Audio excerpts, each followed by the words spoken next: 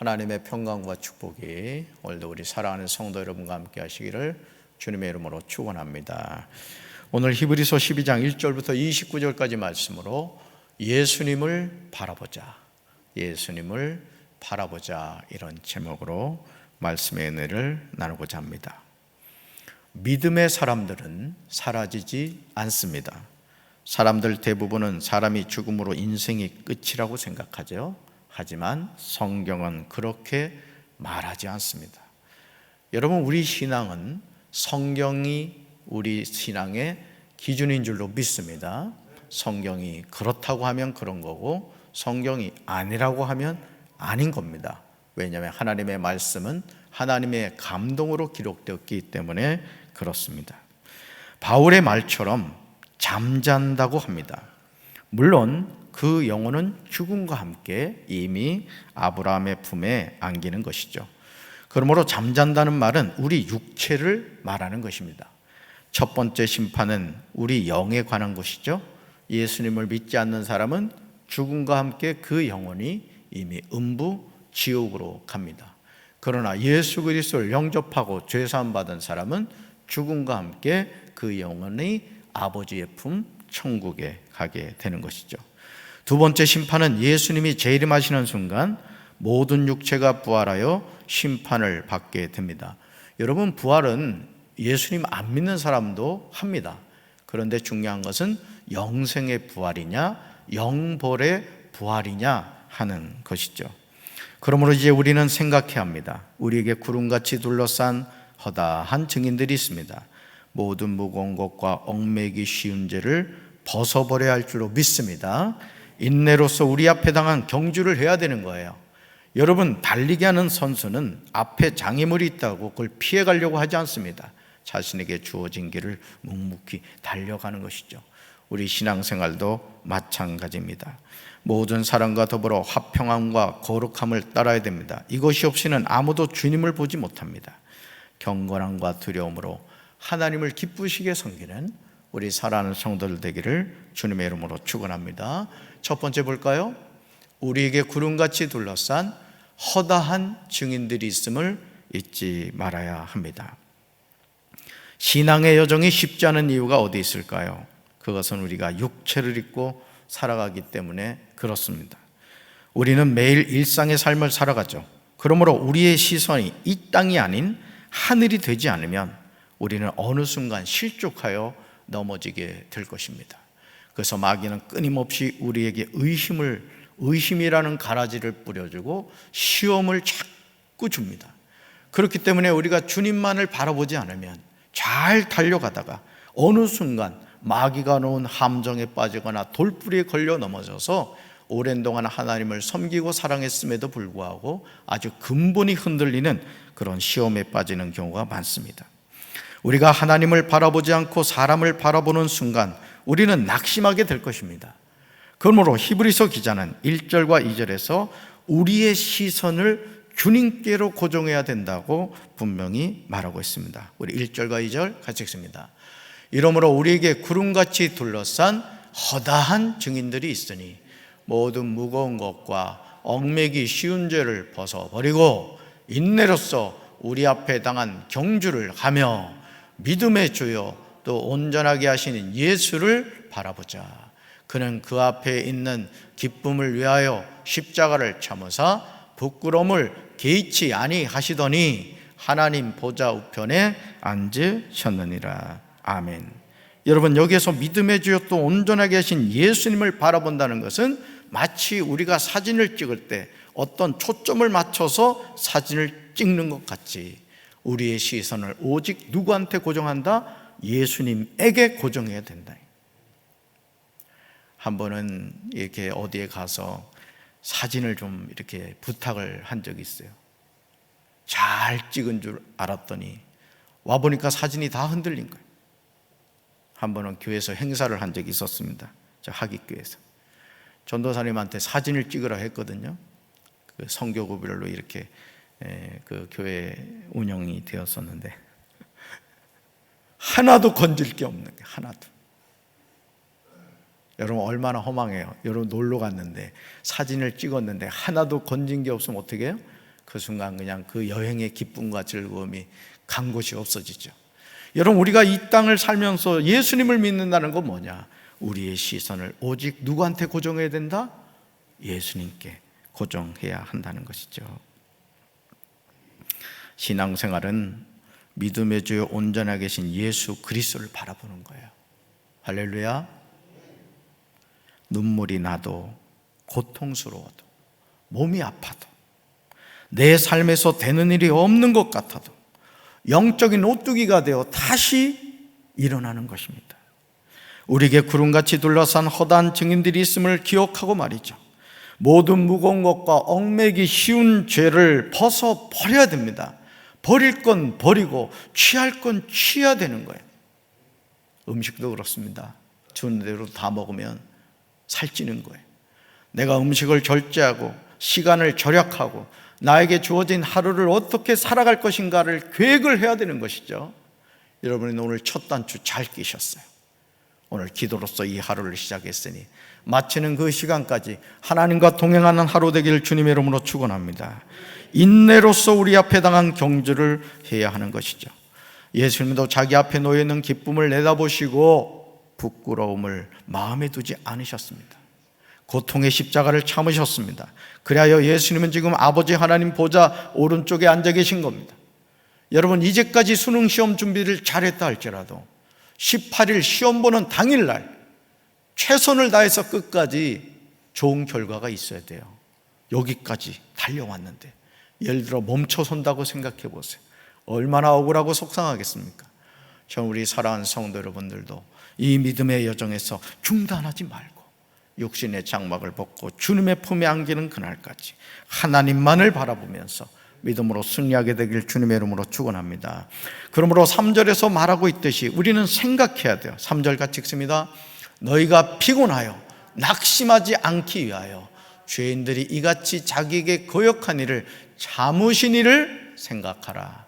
참으신 이가 누구죠? 예수님이에요. 예수님을 생각하라는 거예요. 예수님이 어떻게 살아가셨고 예수님이 어떻게 사명을 감당하셨는가를 기억하라는 것이죠. 정말 놀랍게도 예수님도 죄인들의 반항을 참아내셨습니다. 우리가 주님의 이런 참으심을 기억한다면 낙심하여 지치는 일이 없을 것입니다. 우리 사랑하는 성도 여러분, 영적인 오뚜기가 되셔서 다시 일어나시고 사명의 자리에서 승리하게 되길 주님의 이름으로 축원합니다. 두 번째 볼까요? 주님은 사랑하시는 자를 징계하시고 받아들이시는 아들마다 채찍질 하십니다. 세상에서 징계를 좋아하는 사람은 없습니다. 그러나 징계 여부에 따라서 사생자와 친아들이 구분된다는 사실을 우리는 잊지 말아야 됩니다. 여러분, 우리 주변에서 인간 말종이라고 하는 애들이 있어요. 인생을 막 사는 애들이 있습니다. 여러분, 그 아이들을 여러분이 신경 씁니까? 왜요? 내 아들이 아니기 때문에. 그러나 내 아들이 그렇게 행동한다고 하면은 부모인 우리는 가만히 있지 않죠. 어떻게 해서더라도 그 아이가 바로 설 수 있도록 눈물로 기도하거나 어떤 방법을 통해서라도 그가 인생을 바로 살아가도록 지도하려고 할 것입니다. 11절에 나오듯이 징계를 좋아하는 사람은 없습니다. 그런데 징계를 통해서 아버지 하나님이 자녀들에게 주시기 원하는 열매가 있다는 것이죠. 다시 말해서 외적으로는 징계로 보이지만 그것이 우리를 향한 하나님의 사랑임을 깨달아야 됩니다. 나는 잘하고 있고 나는 문제가 없다고 생각하지만 하나님이 바라보실 때는 아니야, 그게 아니야, 그런 부분이 있을 수 있다는 것이죠. 그래서 우리는 늘 하나님께 물어봐야 됩니다. 하나님, 제가 말씀대로 살고 있습니까? 제가 하나님의 뜻대로 순종하고 있습니까? 우리 교회가 하나님이 기뻐하시는 교회입니까? 우리 교회가 정말 하나님이 주인 되신 교회입니까? 우리 가정이 정말 하나님이 기뻐하시는 교회입니까? 끊임없이 묻고 또 물어야 됩니다. 그래서 주님이 마음에 깨닫게 하시면 그 말씀대로 순종하는 우리 사랑하는 성도들 되기를 주님의 이름으로 축원합니다. 하나님의 감춰진 사랑이 뭐라고요? 징계라는 것이죠. 우리가 그것을 깨달을 때 믿음으로 승리하게 됩니다. 우리 11절 말씀 같이 읽습니다. 무릇 징계가 당시에는 즐거워 보이지 않고 슬퍼 보이나 후에 그로 말미암아 연단받은 자들은 의와 평강의 열매를 맺느니라. 아멘. 6절에 나오듯이 주님은 사랑하시는 자를 징계하십니다. 주님이 받아들이시는 아들마다 채찍질 하십니다. 왜냐하면 사랑하기 때문에 그런 거죠. 사랑하시기 때문에 징계합니다. 따라합시다. 사랑하시기 때문에 징계하십니다. 7절 보시죠. 아버지가 징계하지 않는 아들이 없다고 합니다. 8절에서 징계는 다 받는 것이거늘 징계가 없으면 사생자요 참 자녀가 아니라고 말씀합니다. 징계로 말미암아 어떤 열매를 맺는다고요? 의와 평강의 열매를 맺습니다. 하나님은 징계를 통하여 우리에게 복종을 배우게 하십니다. 또한 우리를 징계하시는 이유는 우리의 유익을 위하여 그의 거룩하심에 참여하게 하심을 잊지 말아야 합니다. 그러므로 히브리서 기자는 12절과 13절에서 믿음의 여정을 가는 이들에게 권면합니다. 우리 말씀 같이 읽습니다. 그러므로 피곤한 손과 연약한 무릎을 일으켜 세우고 너희 발을 위하여 곧은 길을 만들어 저는 다리로 하여금 어그러지지 않고 고침을 받게 하라. 아멘. 피곤한 손과 연약한 무릎을 어떻게 하라고요? 일으켜 세우라는 거예요. 너희 발을 위하여 곧은 길을 만들라는 거예요. 여러분 술 취한 사람 걸어가는 거 보셨죠? 갈지자로 왔다 갔다 합니다. 신앙생활은요, 믿음의 주요 온전하게 계신 예수님 바라고 똑바로 가는 거예요. 처음 농사를 짓는 아들이 보구레를 가지고 이제 밭을 가는데 세상에 갈고 나서 뒤에 돌아봤더니 완전히 지렁이가 가듯이 그냥 그렇게 갈아놨더라. 야, 이번엔 내가 똑바로 해야지. 그래서 아주 그냥 소를 이래 하면서 소 다리를 바라보면서 똑바로 갔대요. 돌아보니까 또 그냥 지렁이처럼 왔다. 너무너무 고민이 돼가지고 아버지한테 물어봤다잖아요. 아버지, 제가 밭을 똑바로 가려고 분명히 제가 소다리를 보고 갔는데 돌아보니까 세상에 지렁이도 이런 지렁이가 없습니다. 그랬더니 아버지가 탁 말씀을 하시더래요. 앞으로는 밭을 갈 때 소다리 바라보지 말고 저 밭 끝에 있는 나무를 딱 바라보고 그 나무를 바라보고 밭을 갈아라. 아버지의 말씀에 순종해서 그렇게 했더니 똑바로 됐다는 거예요. 세상을 바라보면 갈지자가 되는 거예요. 그러나 예수님을 바라보면 우리 인생이 똑바로 천국을 가게 될 줄로 믿습니다. 세 번째 볼까요? 우리가 모든 사람과 더불어 화평함과 거룩함을 따를 때 주님을 보게 됩니다. 혼자 있으면 넘어졌을 때 다시 일어나기가 쉽지 않아요. 그러나 믿음의 여정에서 누군가 함께할 때 우리는 넘어졌을 때 다시 일어날 수가 있습니다. 여러분, 신앙생활은 절대 혼자 하는 거 아닙니다. 왜 속회가 중요합니까? 왜 선교회가 중요합니까? 내가 넘어졌을 때 누군가 나의 손을 잡아주는 거예요. 누군가 넘어졌을 때 내가 손을 잡아주는 거예요. 이게 우리 교회가 공동체로 모이는 이유입니다. 왜 온라인으로 예배를 드린다는 것이 위험한가? 그런 부분 때문에 그런 거예요. 저는 우리 사랑하는 성도분이 나 중심적인 신앙생활이 아니라 우리라는 공동체 의식을 가지고 서로를 격려하고 서로를 세워주고 연약한 손을 잡아서 믿음의 싸움에서 승리하시게 되기를 주님의 이름으로 축원합니다. 그러므로 히브리서 기자는 14절에서 이렇게 말하죠. 같이 읽습니다.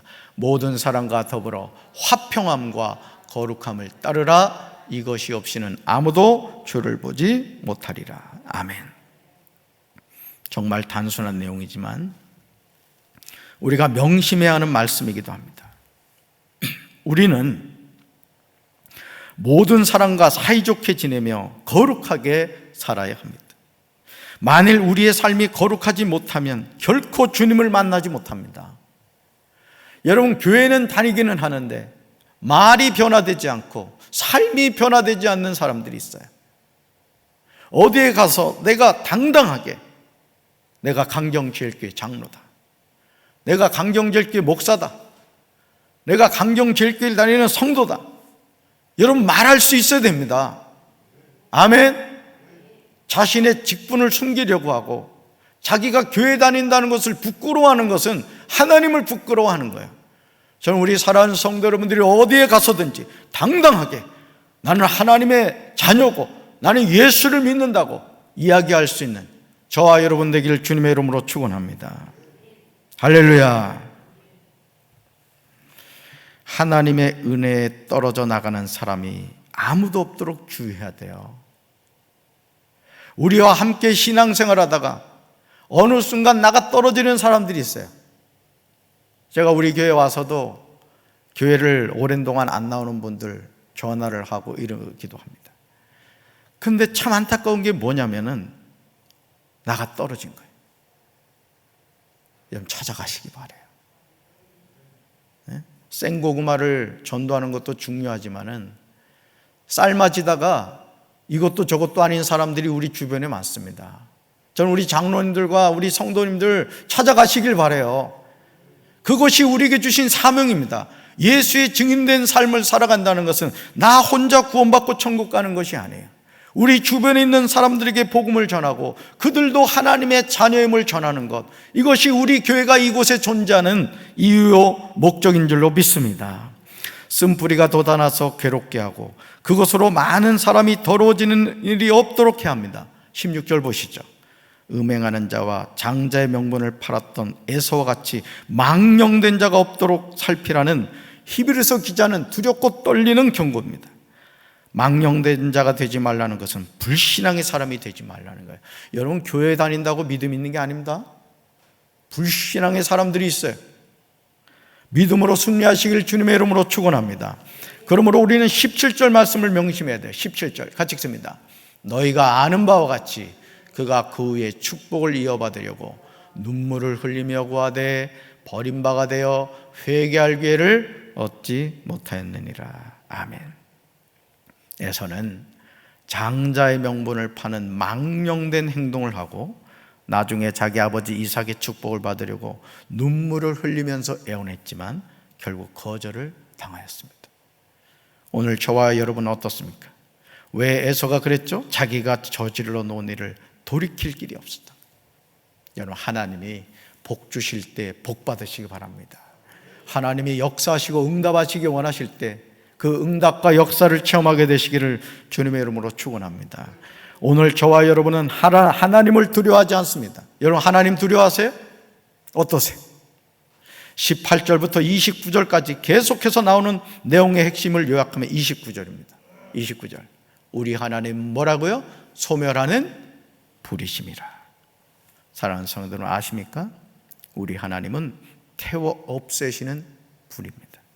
그러므로 우리는 하나님을 경외하는 믿음을 가지고 살아야 할 줄로 믿습니다.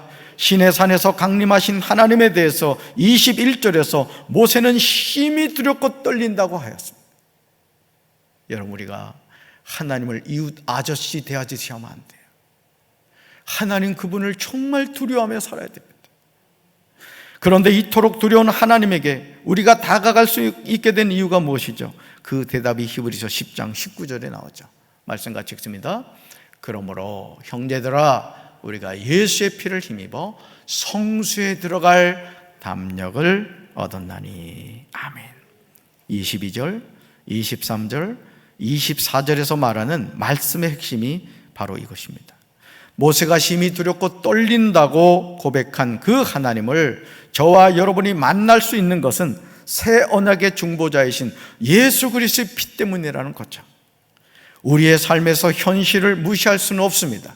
하지만 현실을 바라볼 때 믿음의 눈으로 바라보지 않으면 우리는 피곤하여 낙심하게 되는 거예요. 그러니까 여러분 오랜 동안 교회를 다녀도요, 우리가 믿음을 내려놓는 순간 우리 신앙생활은 너무너무 허망해지는 거예요.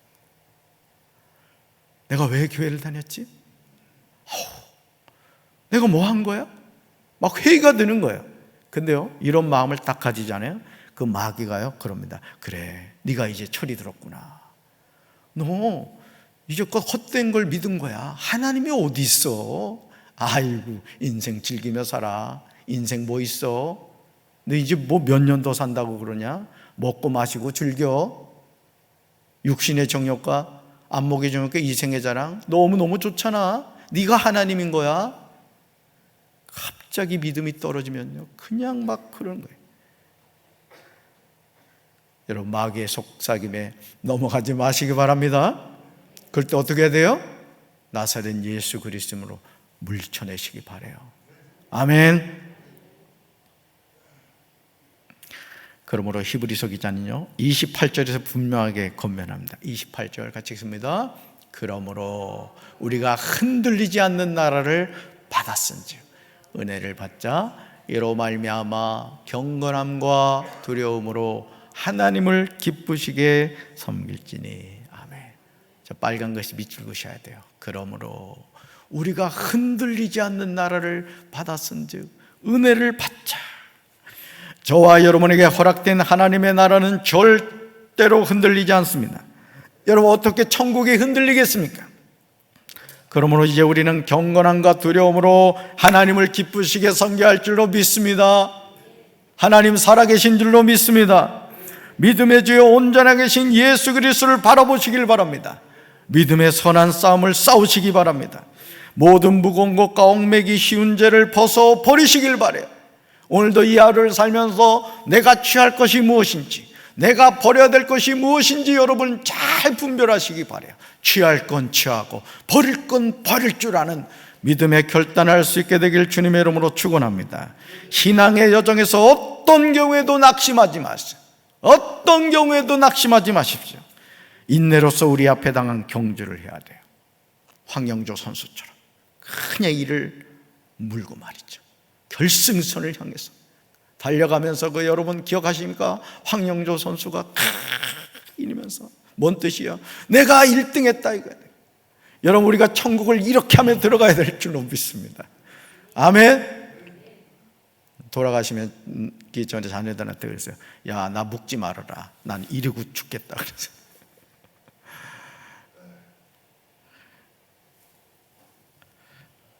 인내로서 우리 앞에 당한 경주를 하는 거예요. 우리 앞에. 이것이 예수 그리스도를 따라가는 십자가 군병의 삶임을 믿으시기 바랍니다. 주님이 사랑하신 자를 뭐한다? 징계합니다. 징계는 아프죠. 그러나 그 아픔이 영원한 고통이 되는 게 아니에요. 예수님의 십자가의 고통은 우리에게 구원을 주셨고 살아계신 하나님을 만나는 생명의 통로를 열어주셨습니다. 오늘도 힘차게 나에게 주어진 이 믿음의 여정을 믿음으로 승리하는 우리 사랑하는 성도들 되기를 주님의 이름으로 축원합니다. 가슴에 손 얹겠습니다. 하나님 아버지, 우리는 믿음의 여정을 달려가고 있습니다. 우리 앞에 어떤 마귀의 함정이 있을지 우리는 알지 못하지만 우리가 분명히 아는 사실은 하나님은 세상 끝날까지 우리와 함께 하신다는 사실입니다. 버릴 것은 버리고 취할 것은 취하며 오늘도 씩씩하게 십자가의 군병으로서 우리의 주인 되시는 예수님을 기쁘시게 하는 우리 모든 성도들이 될 수 있도록 주여 도와주시옵소서. 예수님의 이름으로 간절히 축복하며 기도합니다. 아멘.